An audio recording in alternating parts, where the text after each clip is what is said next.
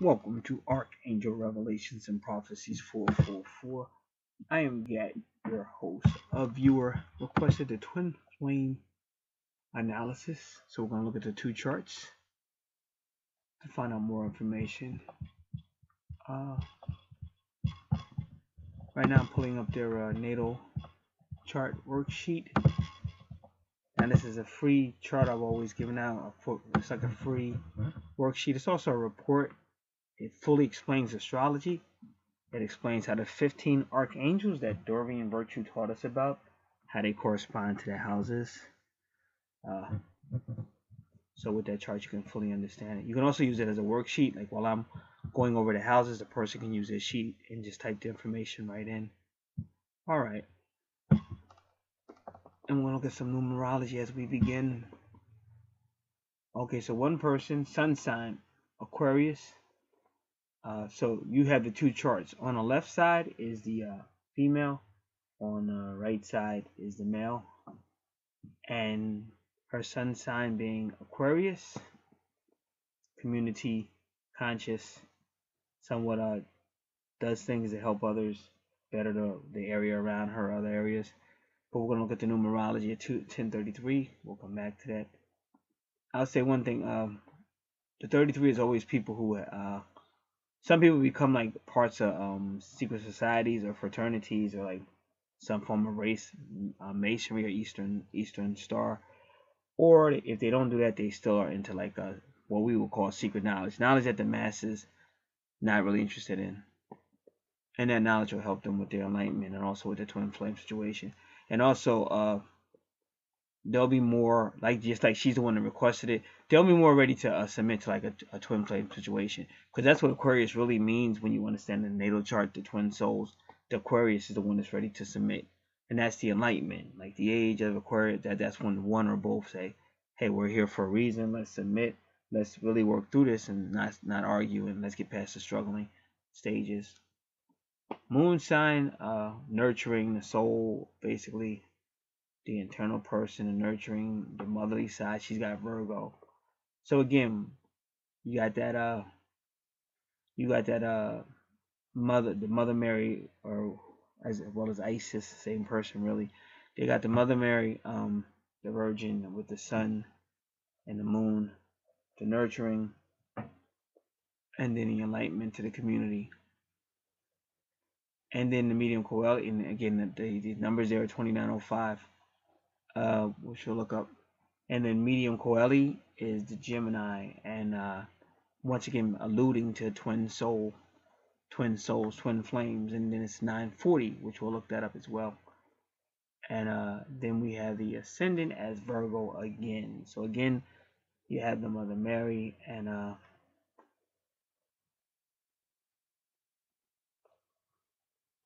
yeah, so they're really writing a story on your this information, your sun sign, moon sign, medium quality, ascendant. They're writing a story because they're showing you Revelation chapter 12. You got the sun, who is the son of God, basically, at the head of the mother, which is the sun. She wore the sun as a crown, and then the moon at her feet, because the moon will always represent lunar reincarnation, moon soul reincarnation. I type that into a YouTube search engine, moon soul reincarnation, and I'll show you that the moon, who is also called sin. So when they tell you you're born in sin, that means you're always going to reincarnate. You're never going to go back to source. So when the sun came, now he's showing you the SON, the SU, and now you can solar ascend. And when they say virgin or Virgo, the Bible says, oh, the 144,000 are virgins. Why? Because they no longer sin. The moon is sin. They no longer will They no longer will reincarnate through the moon. They no longer will reincarnate through sin. They no longer reincarnate through lunar, but now they'll solar ascend. And that's it. When you read John chapter 3, that's what that's all about. That's why Nicodemus came in the nighttime, and he's trying to debate with Jesus, because Nicodemus represented the night, the moon, reincarnation, talking about going back in your mother's womb and being born again. And also the serpents represent reincarnation. And then Jesus basically said, no. You're going to have to get lifted up like me. In other words, solar ascend. And then he said, I'm the only way to the Father. You got to come to the Father through me. He's talking about solar ascension. And they talk about that in Malachi chapter 4. And that's what the word Elijah or Elias represent in the Bible, the solar ascension. And that's why 2 Kings chapter 2, Elias or Elijah ascended into heaven in a war in a chariot, because he represents solar ascension. So it's written there, it's metaphysically, and we are the universe. We are the stars, and just like as above, so below is written in us. This is why we look out. But see, because we're human, God has to find a way. The universe has to find a way. The angels have to find a way to reach us.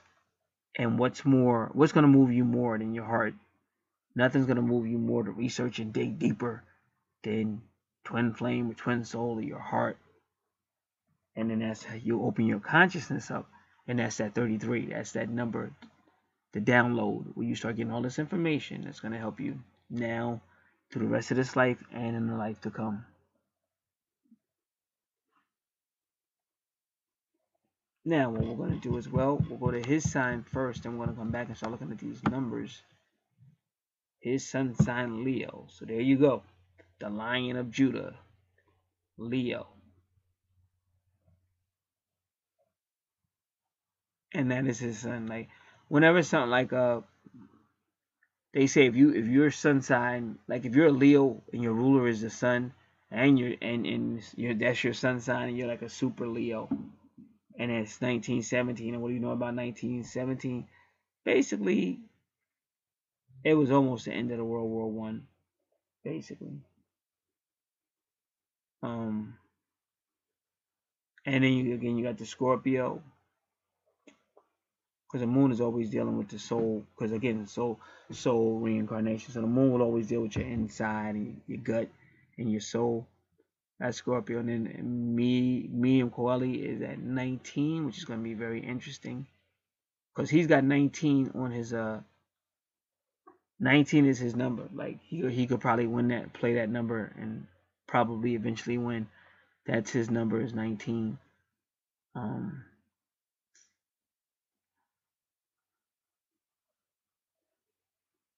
Yep, his number. You see it all over the place.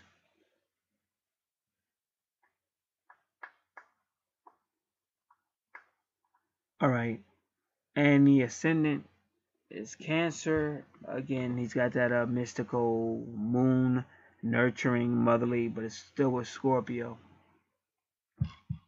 So what I want to do now, I want to look up a question based on the information I'm receiving.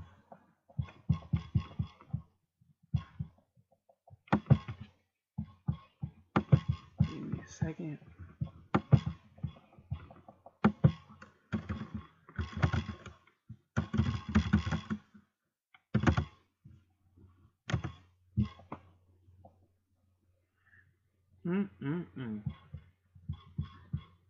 Now,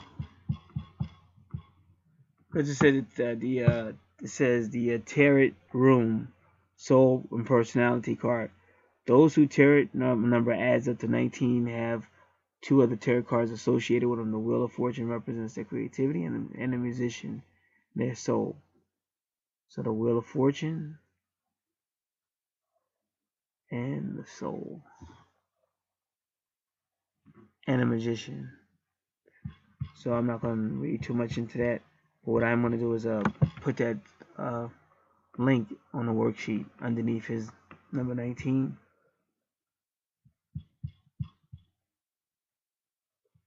And they say number 19, the Sun card is number 19, is a trump card in the tarot deck. Tarot trumps are often called major arcana trump card. Alright, here we go. Okay. If your tarot adds up to number 19, your personality is represented by the sun. So 19 is the Sun card. You're the type of person people notice, and that's the vibe I'm getting. Though playful and fun, you're certainly no lightweight. The sun is the center of your universe, and like it, you too enjoy being center stage, sharing your shine with the world. You balk at boundaries and require mastery of your own destiny. In fact, it's hard for you to bend to another's will. And your sunny disposition quickly turns cloudy if you feel someone is trying to control you. You're willing to be vulnerable, but only if it means you're free to be your true self. Decisively artistic and imaginative, the sun personality shines brightest when given an opportunity to create. And create they will, big, bright, and hot enough for everyone to see.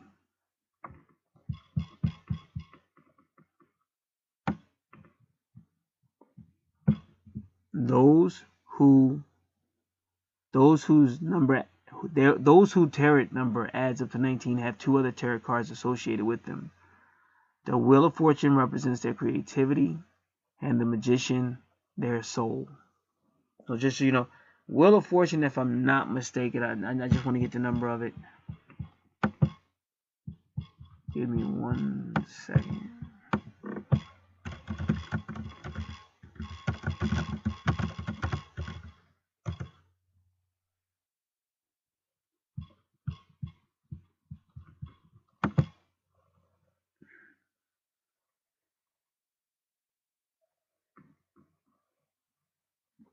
Okay, they're saying that the Wheel of Fortune is number 10. And of course, the Fool card, the Magician card is number 1, because the Fool card is number 0. Now they give a whole lot of people that have sons or whatever, sons, and you can look at that yourself.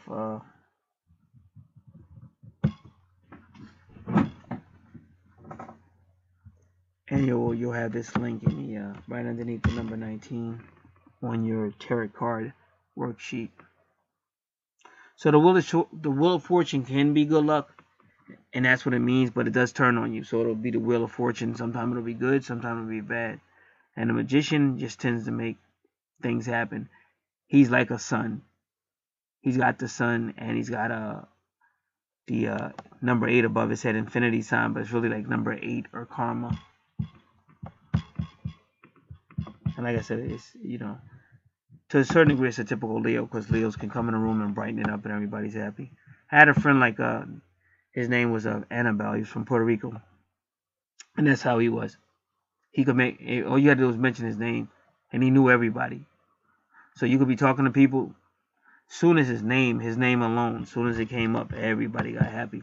I was talking to this one female, she was so depressed until I said his name, and she was a totally different person. So that's the kind of vibe I'm getting off of this person, this individual. All right.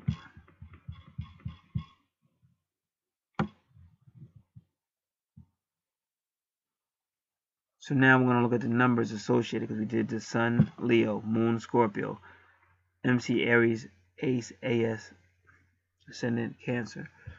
So I'm going to put this on pause for a second. When I come back, we'll do the numerology. Okay, we should be picking up now. This is actually something went wrong, so I had to divide it. So this is like really part 2. But you probably wouldn't know that without me telling you that, but I just wanted you to know in case you sounds a little different. All right. So we explained the difference between moon reincarnation, which is called sin. The moon is called sin. Lunar reincarnation, soul reincarnation through the moon. And you can learn more about that on YouTube in the search engine. And also what we're trying to do is go back to solar reincarnation. And that's why you have the sun, S-O-N, and you also have the sun, S-U-N. So I already explained that. And now it's so unique that the male is got this good deep thing. Remember I said 19 was, and to find out that 19 is the sun, the sun tarot card. Also the Wheel of Fortune, which can mean good luck, but it can also mean bad fortune. But with all his sun, it probably just means good fortune. And then the Magician, he just makes things happen. His appearance will change everything. Him just showing up. So you two, both of you have a lot of connections to the Messiah, so to say. A lot of connections to the Messiah. Because that's above, so below. And they do live through us. So I'm just looking around. around really quick, seeing what's going on, because we're getting ready to get into the numerology.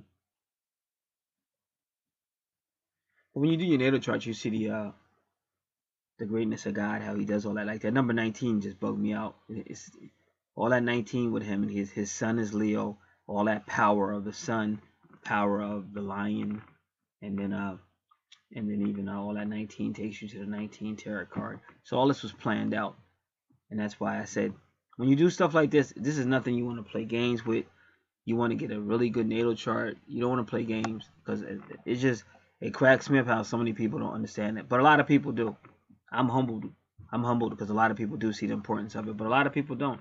And you know, to be that cheap, this is your future, this is your life. If you do have a twin soul situation, this is the roadmap to all of that.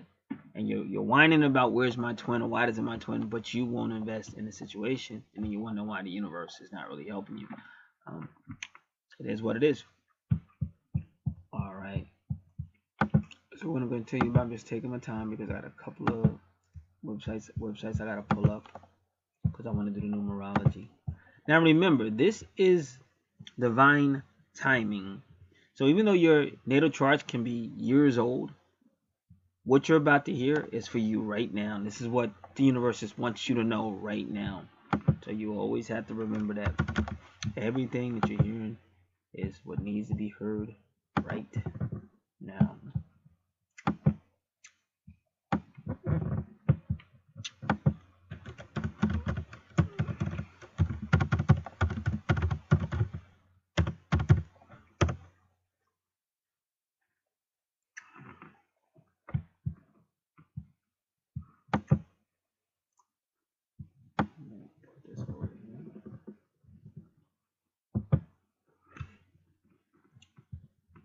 Alright, I'm going to get the angel numbers back over here. Index.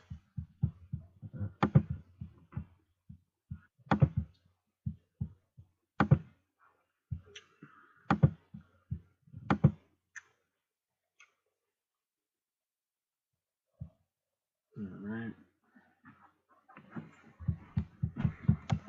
And now we'll look at the numbers. So I want to do that number 19 first, because that seems to be the big number.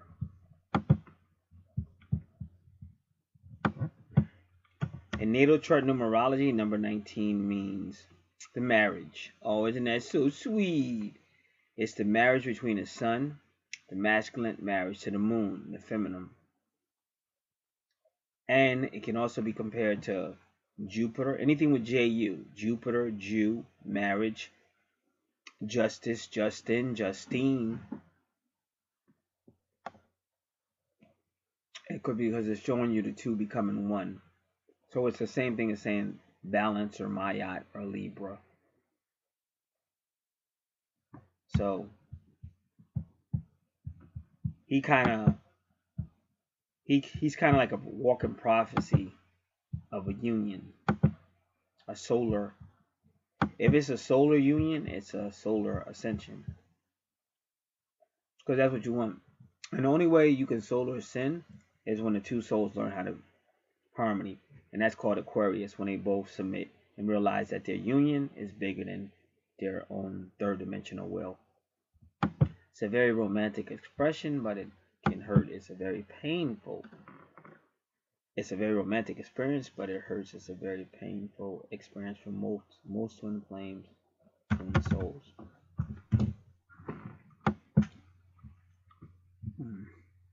So that's the big 19. All right, now we're getting down to business. So let's take out all the 19s first, because he's got all the 19s. I don't think you have a 9, but you don't have a 19. So we're going to take out the 19s first.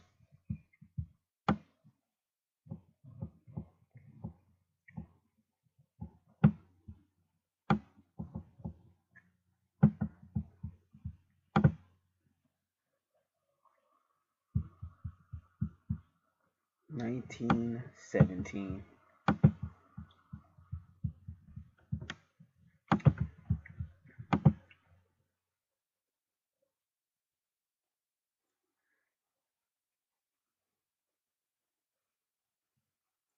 And again, you'll have the website for all these numbers, because like especially Joanne Scribe, she gives you really in depth, but there's no way I could read all that. So I'll give you a little bit of what she's saying, and then you can click on the link, Sacred Scribes, Angel Numbers, and learn more. And then we want to do 1951, and then we want to do 19 again from the Joanne Scribe's perspective. I'll leave you to 1951.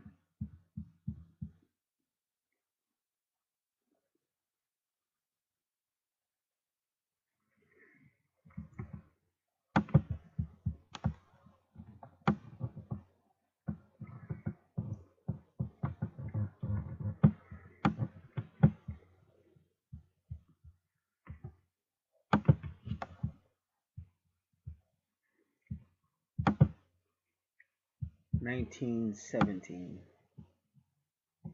Angel number 1917 may suggest that endings and closures will be taking place in your life in the near future, if not already.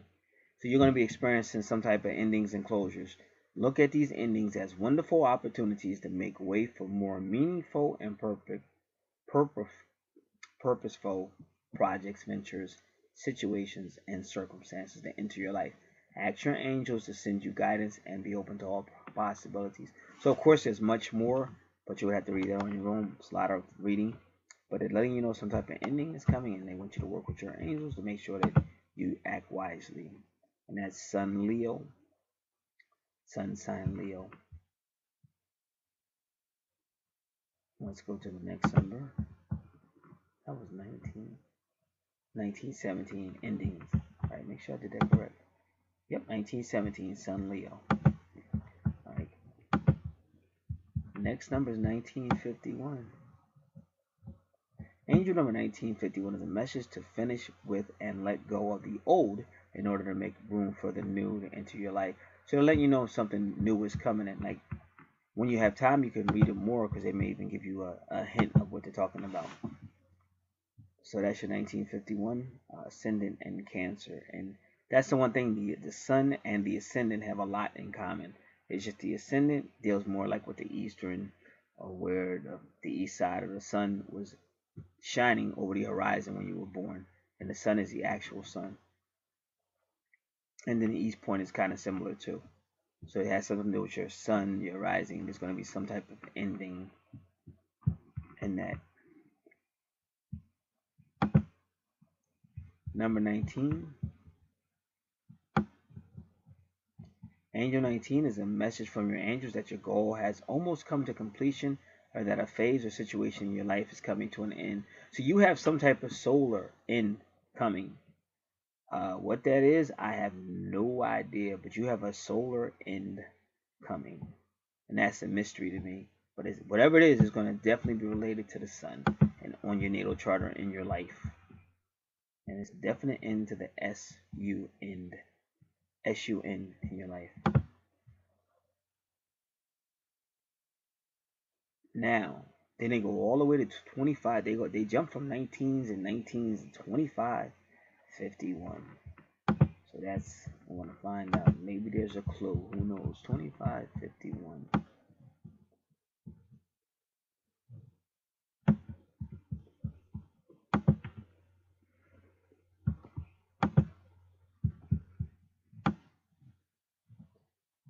Angel number 2151. Give me 1 second.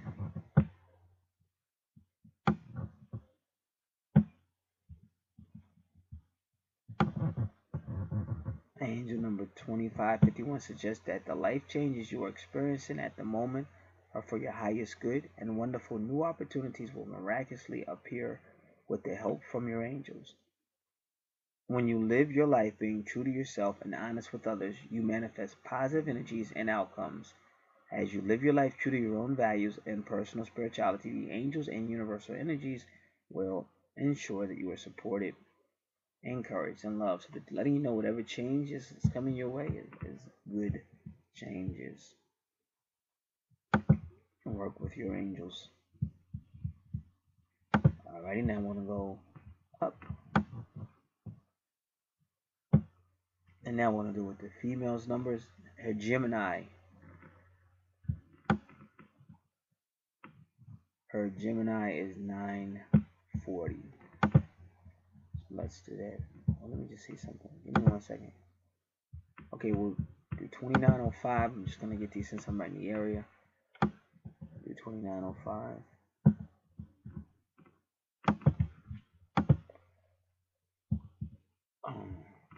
1246.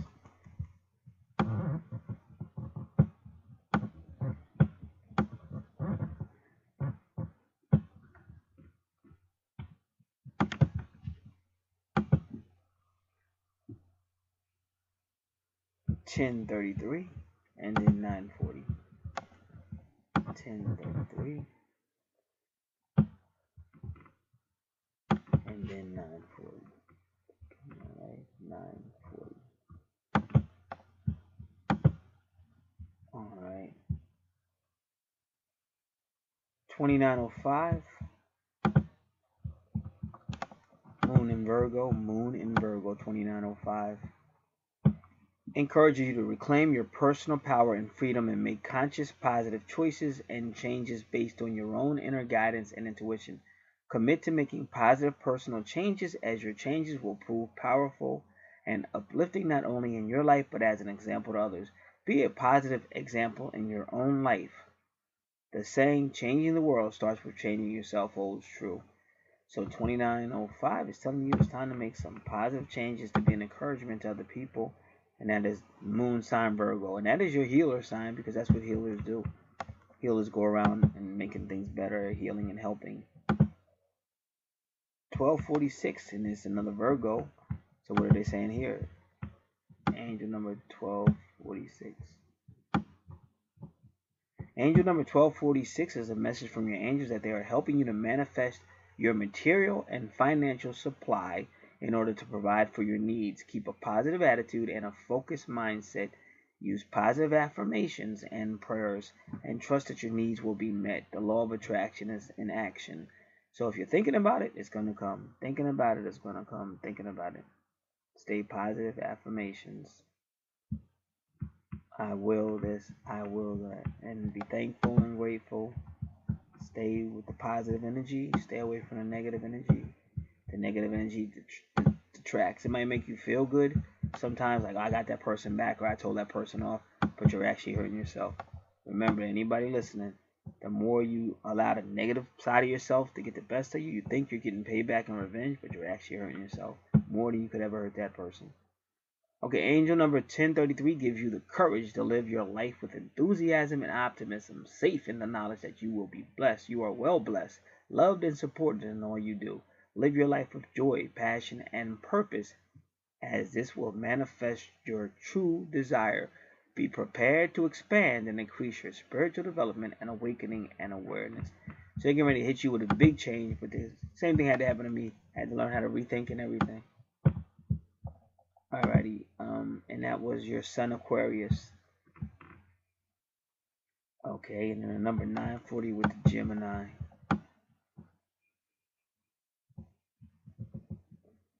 Angel number 940 is a message that you are fully supported with your life choices, goals, and aspirations, and your soul mission. Make your life purpose your main priority and continue with the great work you have been doing. Listen to your intuition and guidance from the angels when feeling any doubts or confusions as to your path, and know that they are always available to you. All you need to do is ask. Trust that the efforts and determination you put towards achieving your goals and aspirations will have long-term benefits for yourself and others.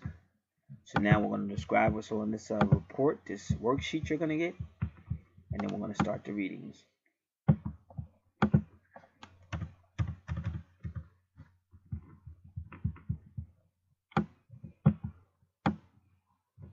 You have past life karma debt calculator. So all you have to do is put the information from your natal chart in the calculator, and it'll tell you about karmic debt.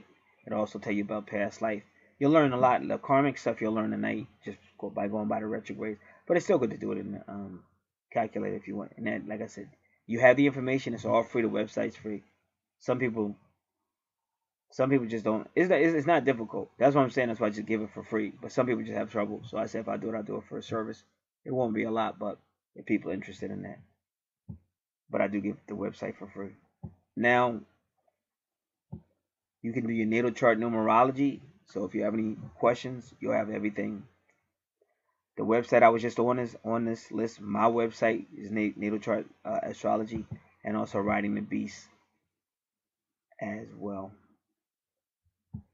If you have any problems with negative energy, supernatural stuff going on, there's a video that shows you how you can deal with it. And in the description box of the video, it gives you a whole lot of contact information, 1-800 numbers and things like that, that really do help. They can definitely help. Some people have a Capricorn Cancer connection. Santos explains what that's all about. Higher, like some people are, everybody on planet Earth is not a human. Some people have come. You got Earth angels. You have all kind of people that came here, and it's on your natal chart. So if you got a Capricorn Cancer type thing going on, click that video and listen to Santos, and he clears it up. Alrighty. Now we shall begin.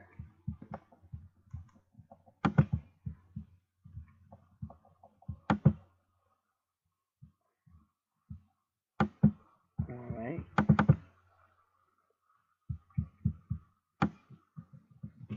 So she has a very unique natal chart. A lot of activity on the east and southeast side of the natal chart. We're going to start with the ascendant, which is your first house. Even though it's kind of like in the 12th, but they made it your first house. That's how we're going to count it. You got the moon, you got Scorpio, you got you got the moon, you got Virgo, you got the East Point.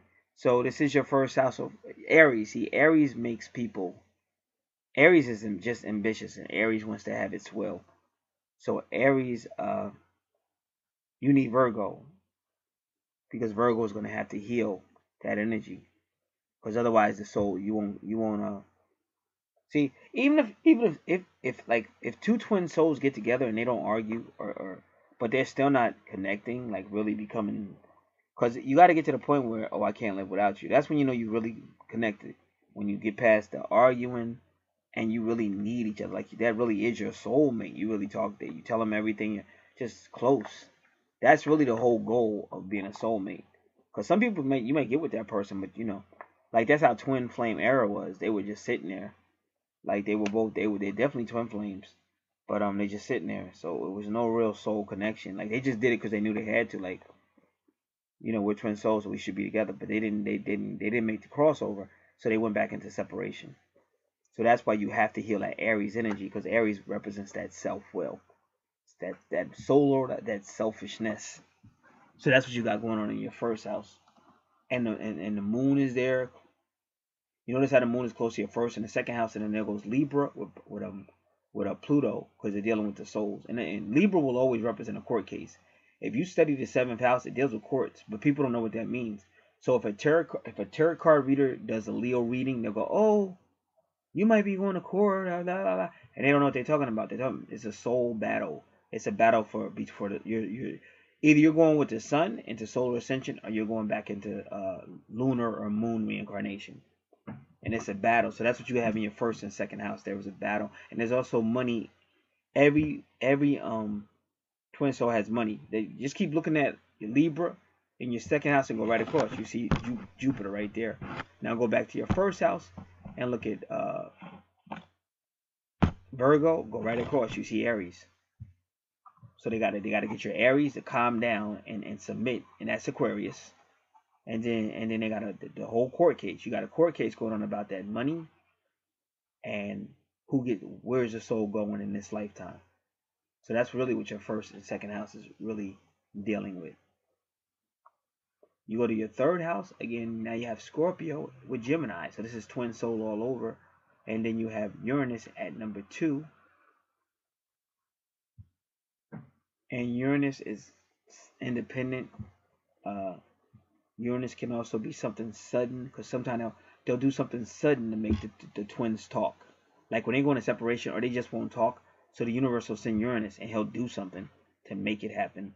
Like just recently, a woman and her twin were not talking at all, and then he got in an accident. As soon as he got in an accident, he called her and said, "Come," because he said, I'm on my deathbed, I might die. Then that's when it comes. So it was something sudden that got them talking. And I want to look up that number 27.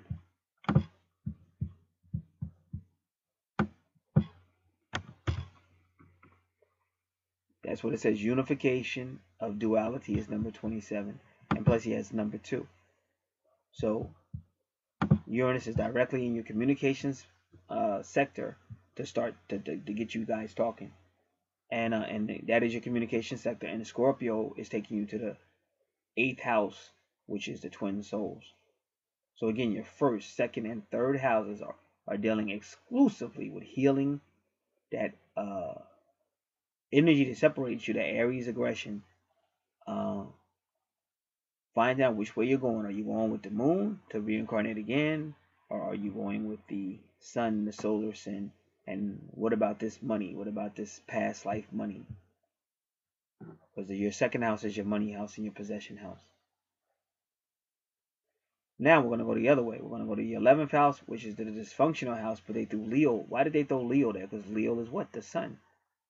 And I think that's the reason why I think if he is your twin, that would be the reason why he has so much sun energy. Because sometimes the separation is so great that they have to increase healing. Fire signs like Sagittarius, a fire sign, the sun, and healing is Sagittarius, and they gotta really increase everything with all these fire signs and all that, because they gotta get you out of the whole moon reincarnation.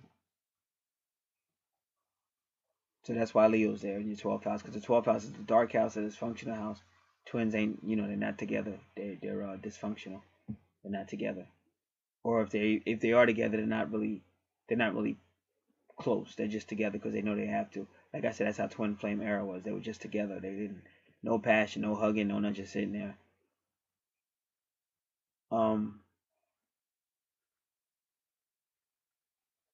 Then you go to your 10th house. No, that's not your 10th house. Your 11th house, and this is supposed to be the house of surrender. And you have a Saturn retrograde in Cancer, because Cancer is a nurturer sign, family sign, education sign. But they have nurturing in your, because apparently it's not surrendered yet. And Saturn represents a lack of discipline. A lack of discipline. Saturn, when it's retrograde, when Saturn is retrograde, it represents a lack of discipline. And you have to surrender, so you have to be disciplined. And then the number 30 is you have to sacrifice in order to get the balance. And that's why Saturn is saying, you gotta do this. You gotta sacrifice that arrogance. You gotta sacrifice whatever you need to sacrifice to be one. And 13, that's number 30, is a sacrifice to become one. And number 13 is like the serpent, because Saturn is called like the Satan. So the serpent, the purging, the test. So that's gonna happen. They're gonna throw all this stuff in to break the soul. Because when your twin flame hurts you, or the situation really hurts you, feels like somebody stabbed you in your soul, it's to really break that will, really bring you down and break that will. That third dimensional wall has got to be broken.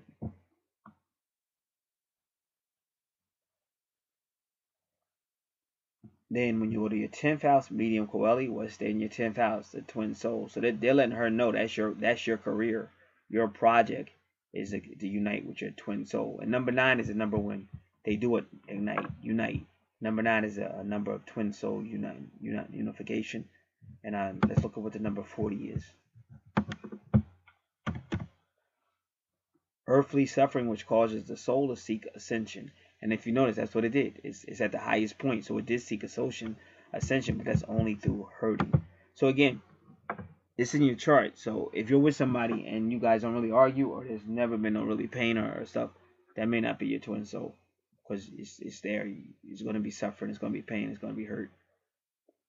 And then we go to your 9th house, which is your higher self, and nothing's there, which is very unique, because that's also your ascension house, that higher consciousness house.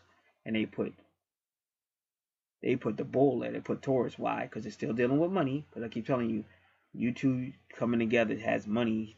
Taurus rules your second house. And if you notice, Libra is in your second house because it's dealing with the twins.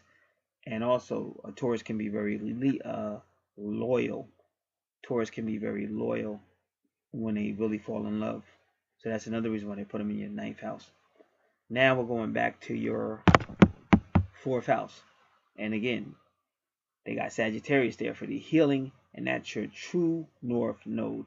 And if you notice, your true north node is 8, which is karma, and the 8th house of the zodiac is Scorpio with the twin souls, twin flames, and number 3. Why number 3? Because number 3 is a woman number. When you ascend, everything goes back to the feminine. Everything came from the feminine, everything will return to the feminine, and that's what number 3 is. So again, it's trying to heal you so that you can solar ascend. And then Neptune is going to be hitting you with Pisces intuition, and Pisces is affected by the moon to be psychic, and Cancer, which is the 4th house, which is the house that we're in, is psychic because of the moon. So they're still working through your psyche, and primarily through Pisces, I would say, but I guess somehow they're also working with Cancer, which is also psychic. And I'm sure there's a reason why they're doing that. Because Pisces will always be way more psychic, but people act like Cancer is not psychic, but Cancer is psychic because of the moon. So maybe that's why they're doing it. Something with that moon. See, Pisces is psychic too, but Pisces is more connected to Neptune now, whereas Cancer is more connected to the moon. So it has something to do with your soul through the moon, probably. But that's what they're doing that's what they're doing with Neptune there in your 4th house. Get to the 5th house, you have Capricorn there. But you see, now you got war, you got but you still got the number 6, which is still love, but you had a lot of struggle there. And then you got good fortune there, and then you got Vesta there. So they're really dealing with the number 24 in your 5th house. So let's see what the number 24 is.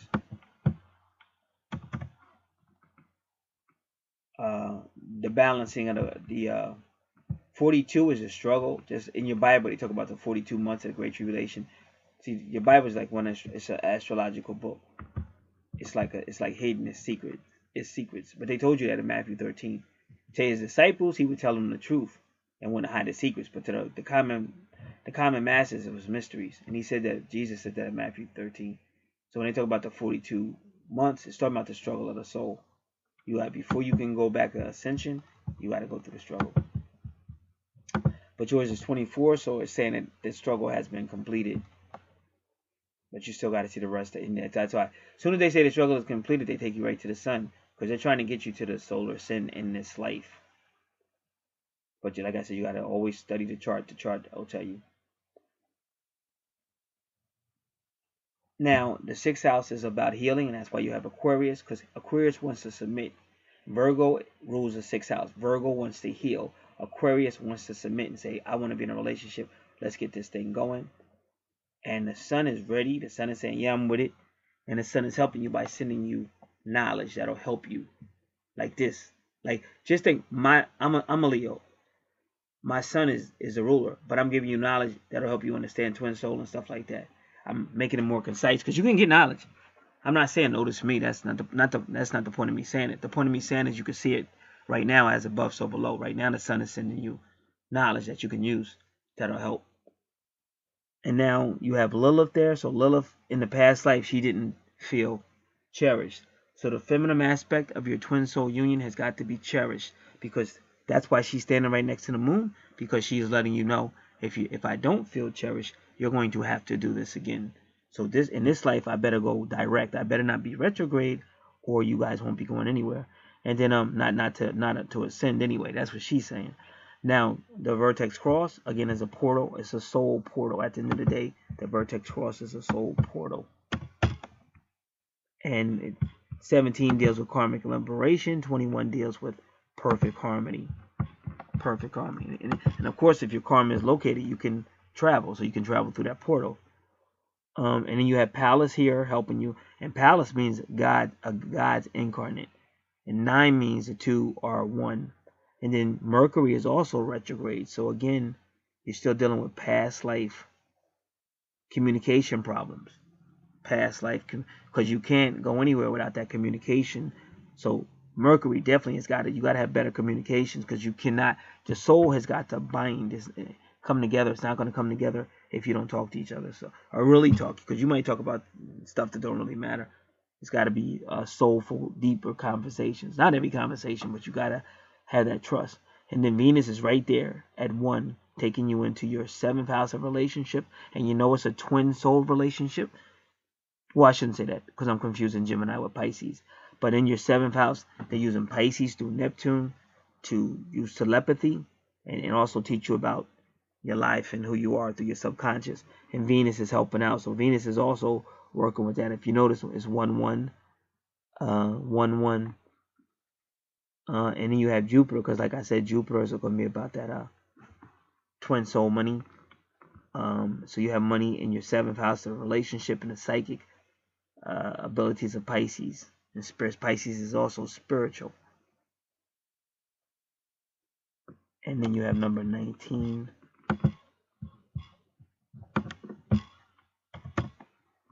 And again, that's that marriage again. That's that marriage. So it's pretty cool where with Venus. So yeah, because I told you Jupiter, he's there to marry you. Like a lot of people don't know that Jupiter. That's why Jupiter is number 4. And but 4, like Jesus said, when you go to heaven, you'll be like the angels in heaven. Jesus said that.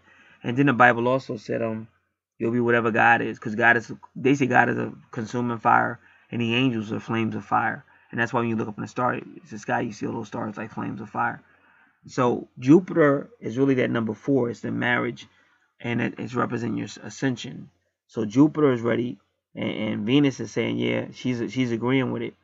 So and then the nurturer is and again 23, the incarnation, because that's the number of incarnation is 23.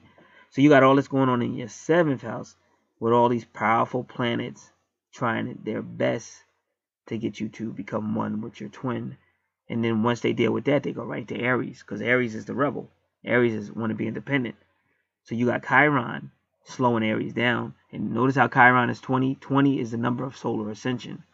So Chiron is helping to slow the Aries energy down so that you can solar ascend.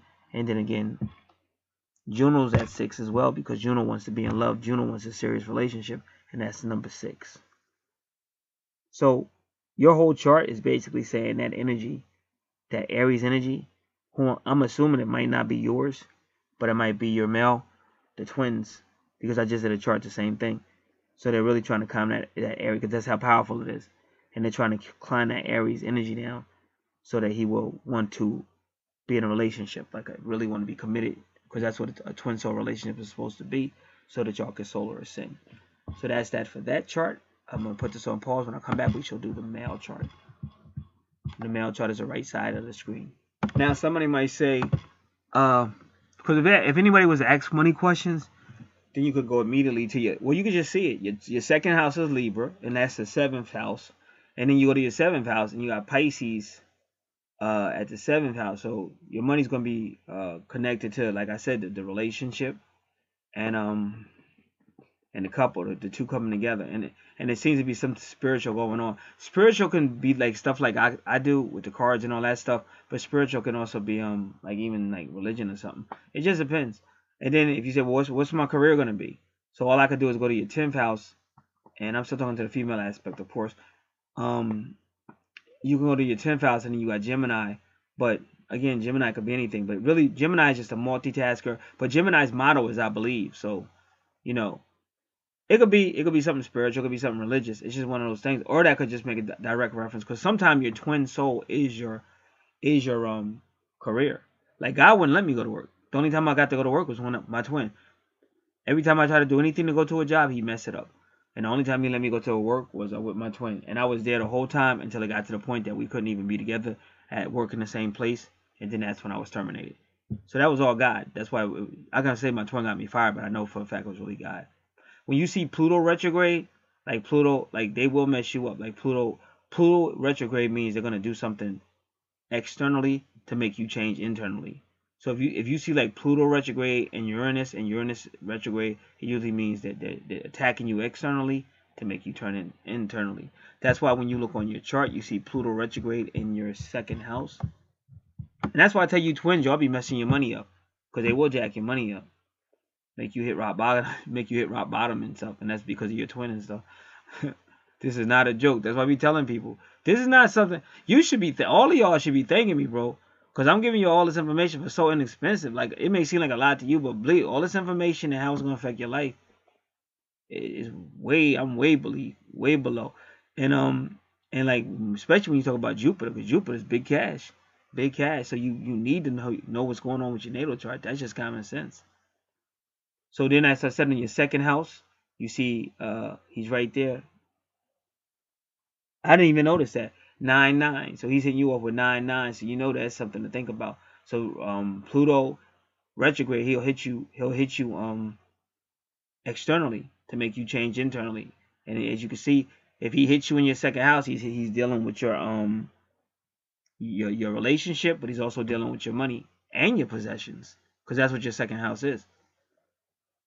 And then the moon is right there. The moon is going to co-sign. The moon is in the first house, but it's so close to the second house that is, you got a lot of forces coming against you if you don't. That's why you want to submit. You don't want to think you can duke it out. You ain't gonna be able to duke it out because you got the universe. If you duke it out, I'm talking about for anybody who's fighting against the process. You got the universe. Now, what we want to do is see the 9-9 because that's deep.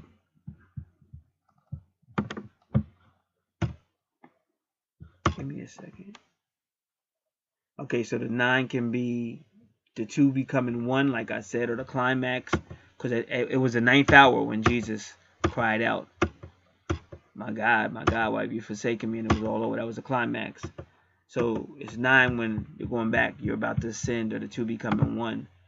But it's still it's a Pluto retrograde. So I want to check it out in 2 different locations. I want to check out the angel number 9-9, and then if they have it, the riding the beast 9-9, and then do it another way. Do something else I want to do too.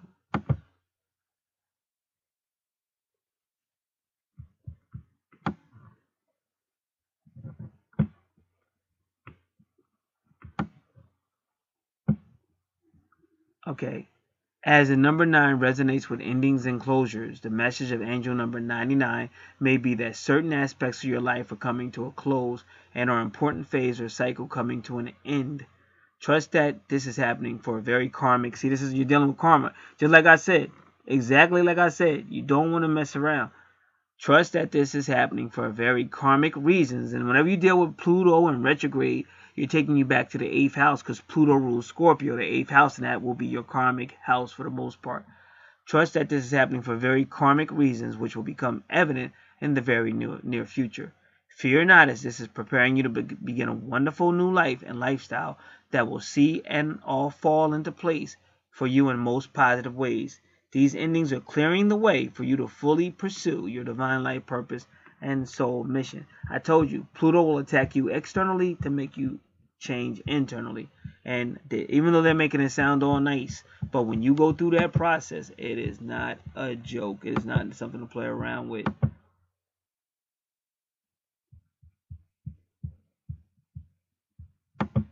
So take it seriously. Everybody that's listening, do not play games. This is not something you play games with.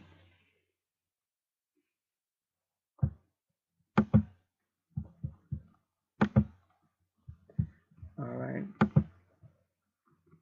And then when you go to your medium coeli, you see the 9 again. So that is your 10th house. So like I said, I explained what that career could possibly be, but really it just looks to me like it's your twin. It's your twin soul. They're telling you that that's what you focus on. That they consider that your career. And ironically, oh yeah, but then Gemini does rule the 3rd house, so it could be a career in communication, even if you work in a call center. Because I worked in a call center with my twin, so it could be that's stuff like that. So I think I've done that very well. I'm going to move on to the next one.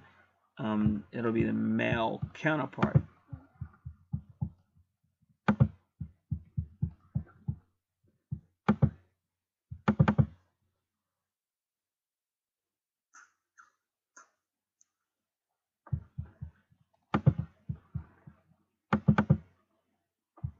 And here we go.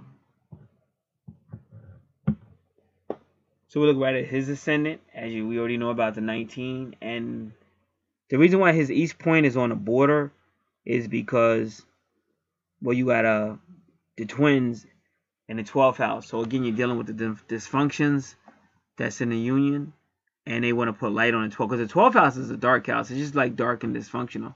So they're trying to put East Point light on it.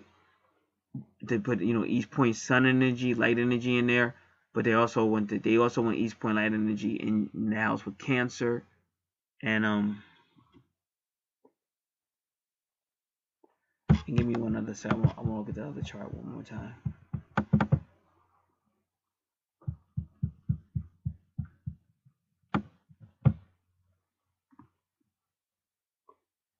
All right. And if I didn't say it, which I made up, I don't really remember. First house, second house, third house. So your fourth house for the female is your true north node too. So you really would need to be working on the fourth house in this life. And then when you go right across, that's yourself. This is the true north node. So you have to work on the fourth house. Whatever I said about the fourth house is what you should be working on, which is basically just healing and stuff like that, and paying attention to your dreams, because Neptune is in it. They'll be giving you messages through your dream. But whether you receive them or not, you're still going to get them in your subconsciousness. All right, or subconscious. All right, and then you go right across, because that'll be your south node. So I believe that's your 10th house. So it's one of them things. Like, that's not written in stone. I know for a fact your true north node is what you should definitely work on in this life. But your south node, it doesn't necessarily. I mean, it could be your past life, but you still will experience that. You still will experience a lot of that in this life. So I just say that, but I never say that's that's not written in stone. And plus, a lot of people feel more comfortable, and they don't even try to go to the north node. They have to get pushed by angels, because they would stay in their south node, because they just feel more comfortable. Because even though they might not remember their past life, it's still in them. So they may just feel comfortable, and they just stay in the south node, and the angels or whoever or the planets got to come and push them and make them go out into the north node. All right. Now we'll continue.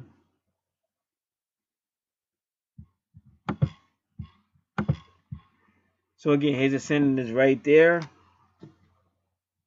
Aries with the 6-9. And that's the nurturing connection to the moon.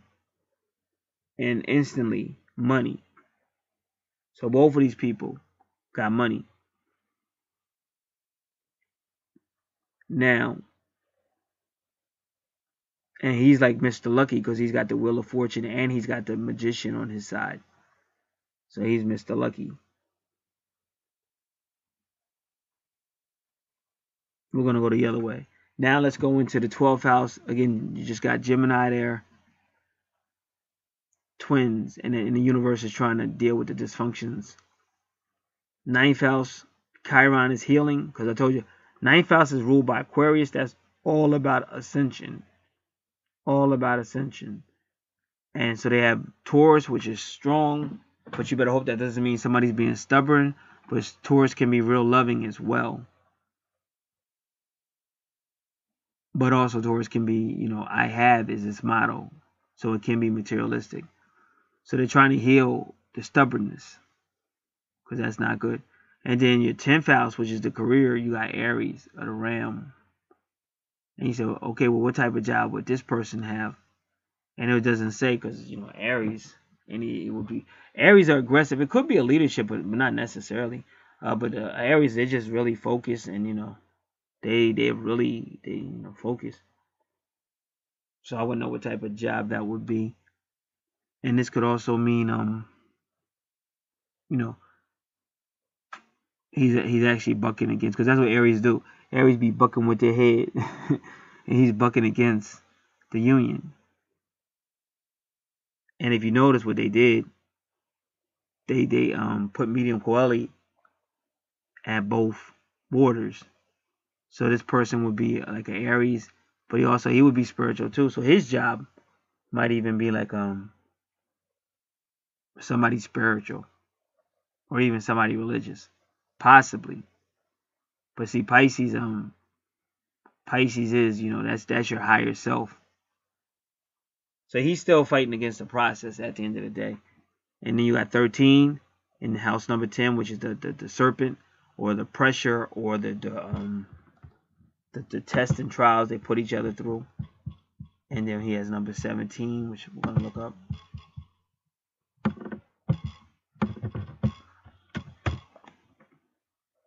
And 17, like we said, is karmic liberation. Because the whole idea is to have karmic liberation so that he can ascend.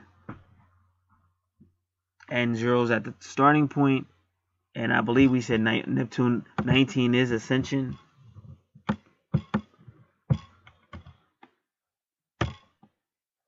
And it's the marriage of the two energies, which is ascension. So you see, he's still got it. Like he's got it because at the end of the day, that's why they gave him all that sun energy, and that's why the number 19. So they're favoring solar ascension, but he just has that he has that Aries energy. And then when you go to the 8th house, which is soul matters, you see ascension. You see submission. You see submission because he's got Aries there. I mean, he's got Aquarius there.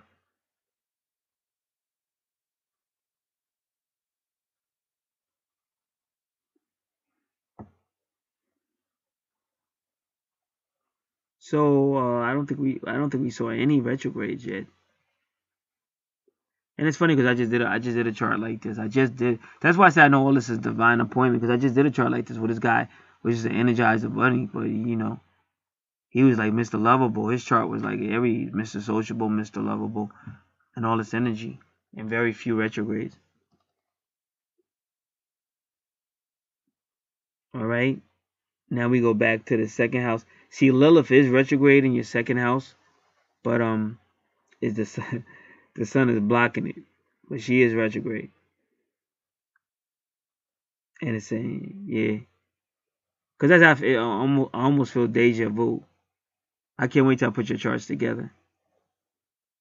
But Lilith is retrograde, so she's like, because she said that to you, to the female. She said, if y'all don't make me go direct, if you don't make me feel better, you won't be solar ascending.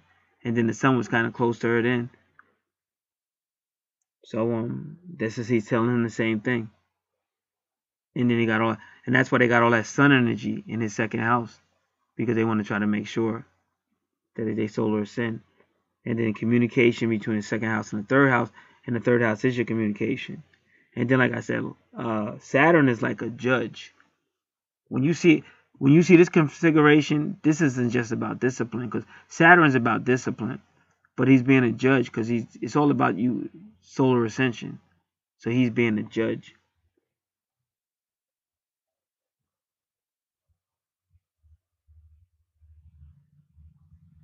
So somebody else would see it. They would say, okay, you got to watch your spending, because Leo can be really adventurous at taking risk.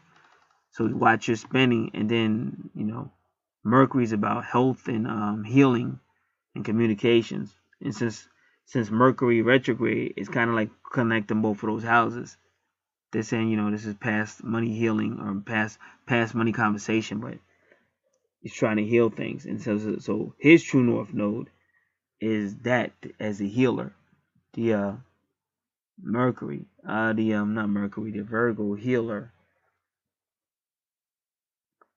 And he might also be a type of he might be in some type of administrative position because of Saturn.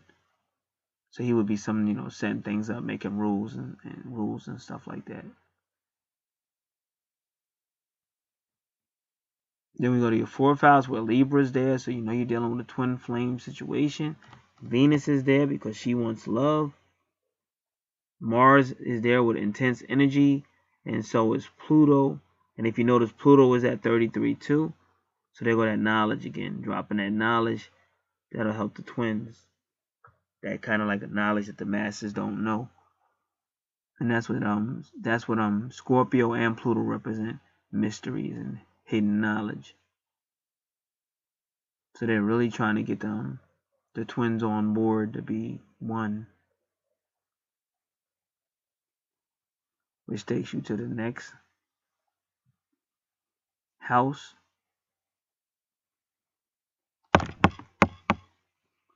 which is house number 5, and Scorpio. Scorpio is in house number 5, but so is Uranus. And so is the moon. Right?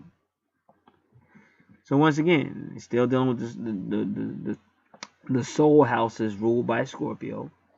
It's dealing with the 5th house ruled by Leo. So this is all about love and fun, but it's connecting you back to the soul or the twins. And the moon is there because, like I said, the moon doesn't want you to solar ascend. So that's why the moon keeps popping up, because the moon is saying, "Oh no, you're gonna moon reincarnate. You're gonna lunar reincarnate."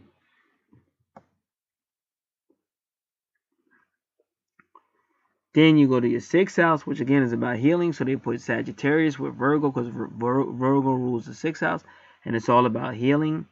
And then you got another retrograde. Neptune is trying to show you your past life through your dreams, because Neptune controls your dreams and your spirituality and stuff through your subconscious, but also through Pisces. And then you have Vesta energy. You have a lot of energy in this. You have the vertex cross. And if you notice, the palace, both in number 6. Why? Because they're trying to do whatever they can to make sure these two love each other so that they can solar ascend. And this is in your 6th house ruled by Virgo, but number 6 is also the number of Venus. Then you go to number 7, and Juno is there, but Juno is saying she's retrograde, and she's letting you know that in the past life there was infidelity. In the past life, and this is in your 7th house with Cancer. So let's look at number 27 and number 51.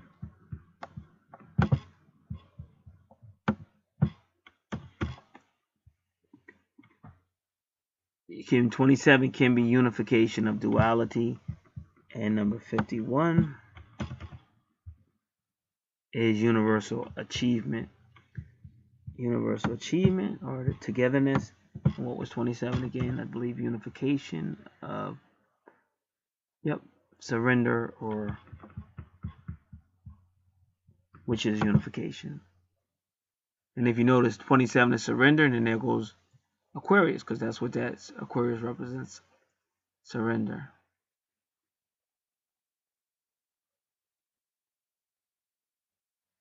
So both Caris is retrograde and Juno was retrograde. So there was infidelity in your relationship in the past life. And why is Capricorn there? Capricorn is usually the worker, and like I said, sometimes that's where it happens. Because a lot of times you're at work more than you're at home, and that's where it happens.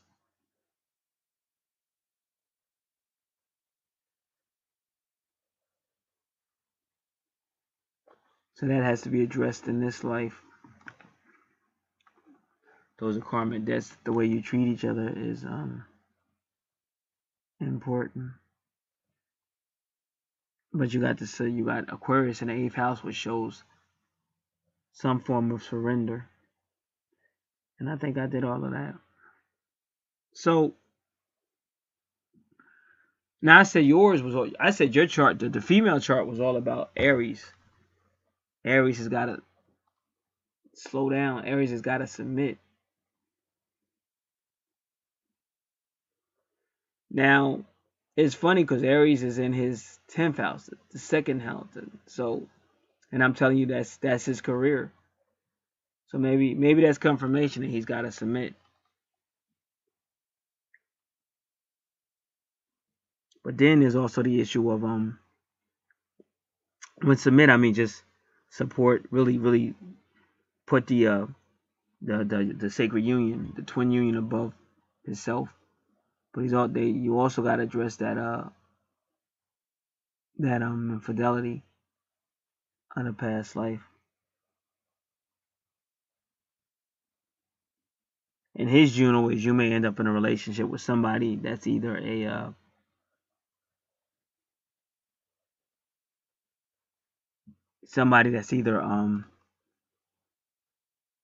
Libra, a Capricorn, or Aquarius, or even a Scorpio. And you got to remember, because I know for a fact his chart is estimated. His chart is estimated, so that's not the exact time. So you always got to remember that, because when you remember that, you can see it, if they're really twins. All right. But what was it? It was no, maybe it was. Yeah, we had his time, but like I said, we didn't have the precise time, but we do have his time. It was like one of those deals. It could be anywhere from 3 a.m. to 4 a.m. I believe that was his. So you got to remember that though, because sometimes that means a lot. So now what we're going to do is put the charts together. And I'm going to put this on pause. I'll be back. Alright, so what I'm going to do this. Alright, I set up, because you guys are always looking at this picture, but I just set it up. So now I'm looking at it. First thing I'm interested in is just Juno.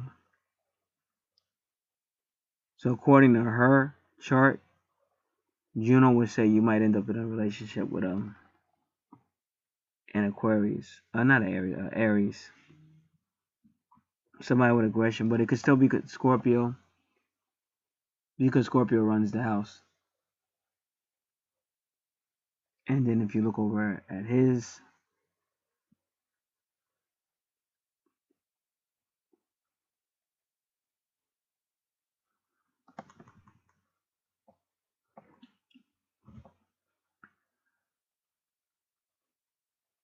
because you got Aries and you have Scorpio, which is, let me see. So where's Scorpio at, just to see.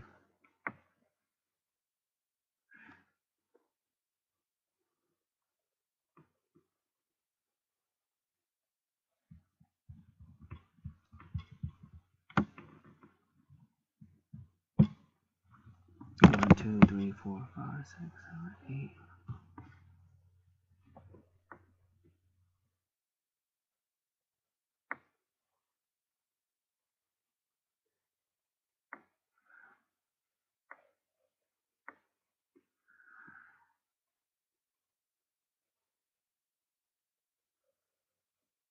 And let's see.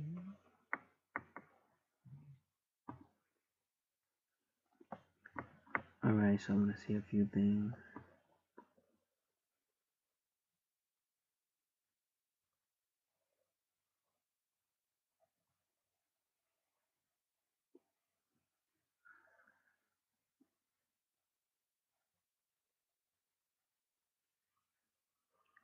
See, when you see like the Pluto, if you see her Pluto connects to Libra,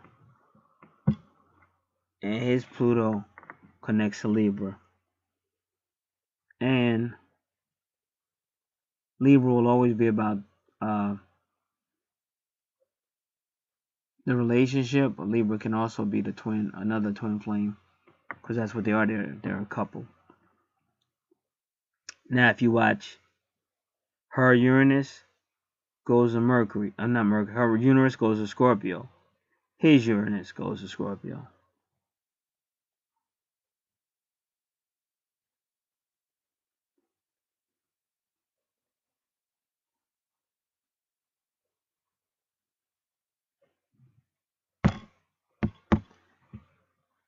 And like I said, when the true north node, her true north node is the 4th house.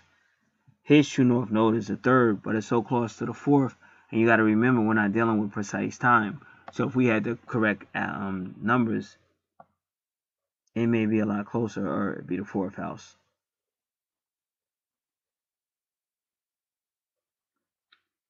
Her Neptune is connected to Sagittarius.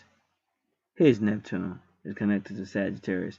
And you may not be catching it, but a lot of times, if hers is retrograde, his is like not is direct.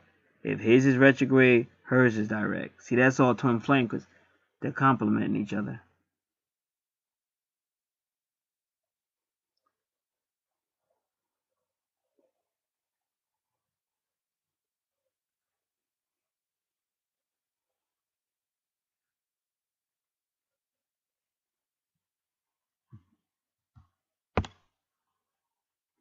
I'm trying to where's hold on, look at. vertex cross.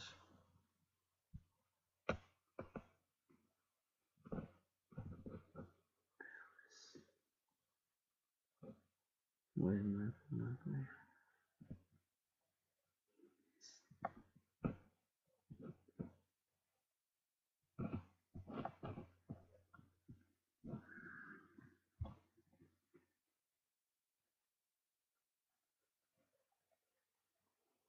And just like when you see his Juno, you say, well, he might end up with a Capricorn or a Scorpio or something like that. That's on his Juno. And then when you go to hers, her sun sign,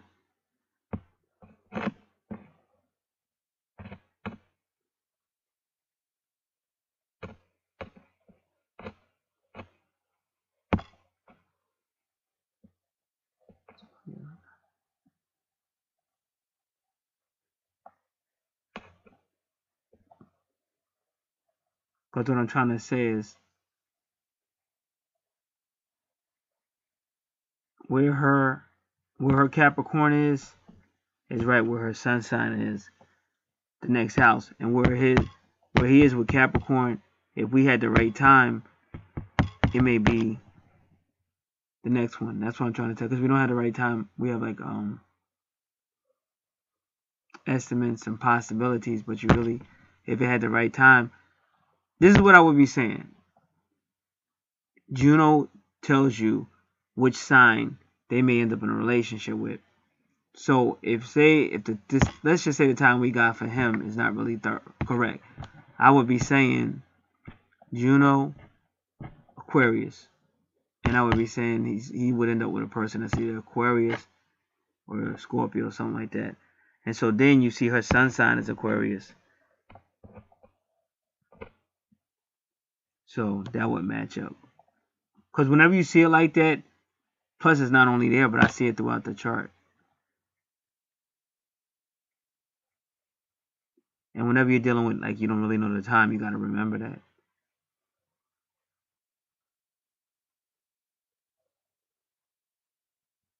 Alright, and we'll continue. Vertex.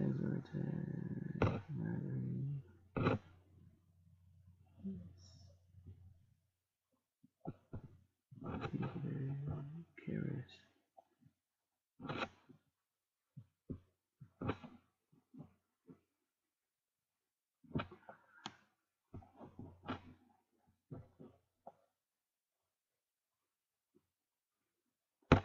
And then, like I said, you say, oh, her 8th house, 1, 2, 3, 4, 5, 6, 7, 8.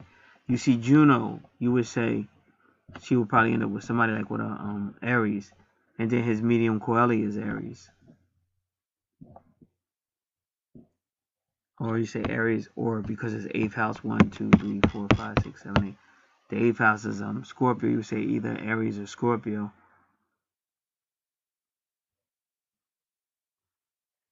And then his moon sign is Scorpio. See, it's stuff like that. That's all I can tell you. It's stuff like that. And it's apropos because, like I said, the 8th house deals more with the soul. And this isn't written in stone, but the moon deals more with the inner you. It deals with your emotions, but it deals more with the inner you, like the soul. The sun deals a lot more like with the spirit. Some people say mental. Like, I mean, that could be kind of true, but I don't know. Because I wouldn't fully agree with that, though. Because the sun, if it's a real sunny day, everybody get happy and everybody want to get out. And so it does deal with the emotions. But the moon deals more like with that dark side, or like just the deeper soul and stuff. And, you know, say people start acting crazy on a full moon. And that's like the, so it deals with you psychologically too, which is connected to your emotions and stuff. The moon is just more mystical. So, like I said, if I was investigating, that's what I would say. I would say, this person to the left, they may end up because of Juno, they may end up with a person who's Aries or has Aries energy. And also because it's the 8th house, It may even connect to the moon. And then that would say the moon sign is basically, let me say it again. Or Scorpio as well, because it's in Scorpio. So that's what I would say. I would always say the sign is in the house, but the house as well. And then her moon sign is Scorpio. And if we had the correct times, you would see more. Even if like 2 of them was off or whatever, that's my point. There would still be ones that are on. Some are going to be off, some are going to be on, but at the end of the day, it's so close you could kind of see. And to me, her chart was all about getting Aries to commit, or Aries to stop being so, off. I don't like to use the word selfish, but I can't think of a better word. Just focused on doing him. That was her chart, trying to get Aries to submit. But on this chart, it looked like he did submit, but then they're dealing with infidelity because of Juno. And ironically, you really got to think about it, because Juno is telling you infidelity, and she's ratting out Capricorn, right? And that's where he's at the 10th house. So that's probably why they did it that way. Because they're trying to say, yeah, it was a work situation where he cheated on the feminine aspect. There was cheating. The feminine aspect got cheated on because of a work-related situation. And now that makes sense. And that's why they put Aries in the 10th house, because they're telling you, Juno's telling you the truth. Because Capricorn is the 10th house. He rules the 10th house. And then Saturn is saying 1, 2. Saturn is real close to that 2nd house and in communications, because like I told you. And remember, this chart is off by time. But Saturn is dealing with money because of that infidelity. See, people think it don't matter. It do matter. All that is bad karma. You got to pay for that. You pay financially and all kind of. You just don't know. But that's what's going on. So the good news is, her chart is saying that Aries has got to be dealt with. His chart, the Aries was dealt with, but it also got to just get their karma right because of the infidelity. And then when they work together, if they because they could already be doing that, but if they work together, then they got a lot of money coming. But that money again is generally from past life. However it comes, but it's generally from past life. So I hope that made sense to everybody. If anybody is interested in any other type of readings, any services you see out here on the channel, or any questions you have, you can contact me in the description box. God bless.